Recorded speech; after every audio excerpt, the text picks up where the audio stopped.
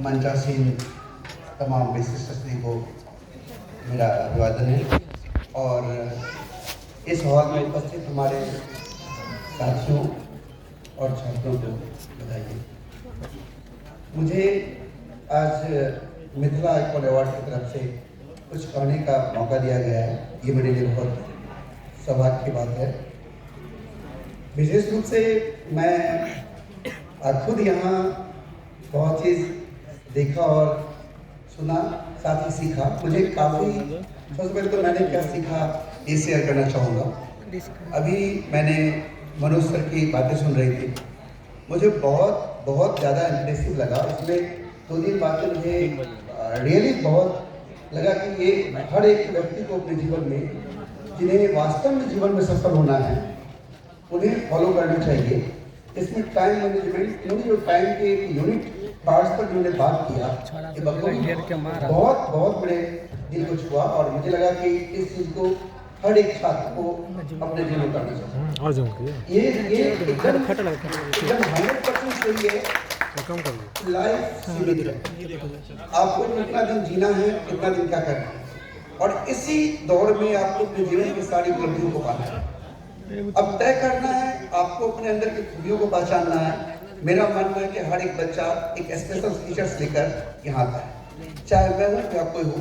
हम लोग भी बहुत ही सामान्य पृष्ठभूमि से रहे हैं और बहुत सारी परेशानियों को हम लोगों ने देखा है, लेकिन मुझे लगता है कि अगर आज मुझे यहाँ आने का या कहने का कुछ मौका मिल रहा है, इसका एकमात्र वजह है कि हमने तो अपने अंदर के प्रतिभा को या अपना आप क्या हैं, सेल्फ एनालाइजेशन ही सफलता का मूल मंत्र है, ये हमारा मानना है। आप एनालाइज करिए कि आप किस काम के लिए बने हैं, आप क्या कर सकते हैं। कुछ ना कुछ तो ऐसा होगा जो आप सबसे विशेष कर सकते हैं और वैसा आपके जैसा कोई नहीं कर सकता। तो इसे पहचानिए, अपने आप को एनालाइज करिए।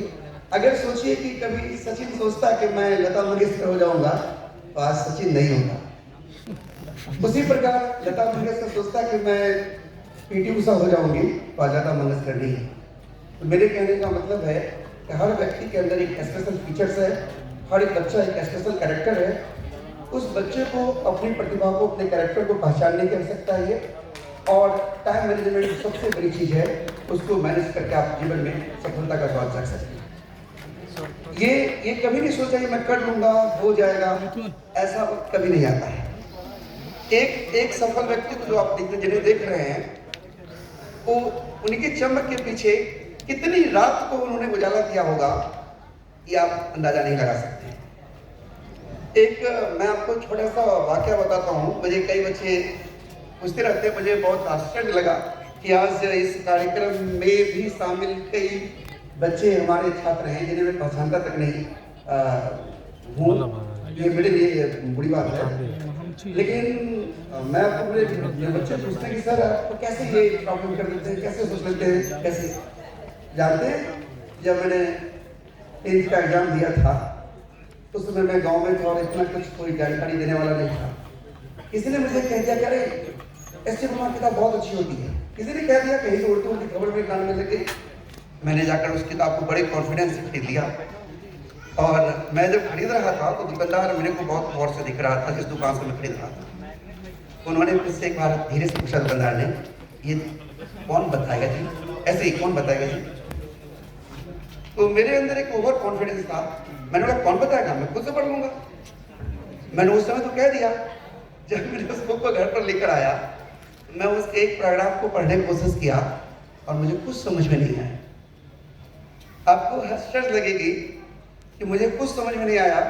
और तब मैंने क्या किया, तो उस समय हम लोग बिहार बोर्ड के छात्र थे, काफ़ी इंग्लिश कमजोर थी, तो डिक्शनरी उठाकर मैंने एक शब्दों का मीनिंग लिखना शुरू किया और मेरा हर रोज यही गतिविधि चलता था। पहले रिजल्ट की 3-4 महीने रेट्स आते थे, तो मैं हर रोज सुबह उठता, डिक्शनरी लेकर बैठ जाता और एक एक वर्ड का मीनिंग पूछता। दिन भर में आधे समय में यही काम करता था, सिर्फ वर्ड का मीनिंग लिखता, और सेकंड आधे टाइम में मैं उस मीनिंग को जोड़कर उसका क्या मतलब है इसको समझने का प्रयास करता।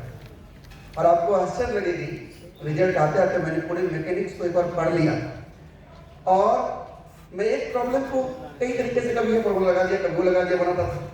और फिर मैं एक नोट्स लिखता था, इस सवाल को ऐसे बनाने से बनता और ऐसे बनाने से क्यों नहीं बनता। ये हमारे पास एक क्वेश्चन का एक डायरी थी बात हो गया। फिर जब मैंने बाद में इसको पढ़ना शुरू किया और मैं अपने गुरुदेव का हमेशा से नाम लेना चाहता हूँ, बच्चों को लेते रहता हूँ। हमारे गुरुदेव हैं डॉक्टर एस.के. सिन्हा, सत्येंद्र कुमार सिन्हा। जब मैंने उनसे पढ़ना शुरू किया तो मैंने महसूस किया कि जो हमने खुद से पढ़ करके इन समस्याओं को देखा था, अब हमें उनका जवाब मिल रहा है। जब मैं फिर से उस जो बड़ी क्वेश्चन वाली डायरी थी मैं रखता था, तो मुझे एक एक सवाल का जवाब मिलता। क्योंकि हमारे जो दुनिया वो हमें उसका जवाब नहीं मिलता। मुझे लगता है कि बच्चों को भी इस बात पर ध्यान ये रह गया था। अधिकांश लोग खुद को एनालाइज करते अपनी कमियों को नहीं देखते, सिर्फ उनको जवाब चाहिए। पहले सवाल क्या है आपका, पहले सवाल तो आपका अंदर है, तब जवाब आपको मिलना चाहिए। बस अपना प्रयास करिए, कुछ भी मुश्किल नहीं है। जब मेरे जैसा सलाह व्यक्ति बहुत कुछ कर सकता है तो आपको कर सकते हैं। धन्यवाद। बहुत धन्यवाद सर आपका, हमारी थोड़ी आवृत्ति है। अब मैं चाहूँगा एपेक्स इंस्टीट्यूट के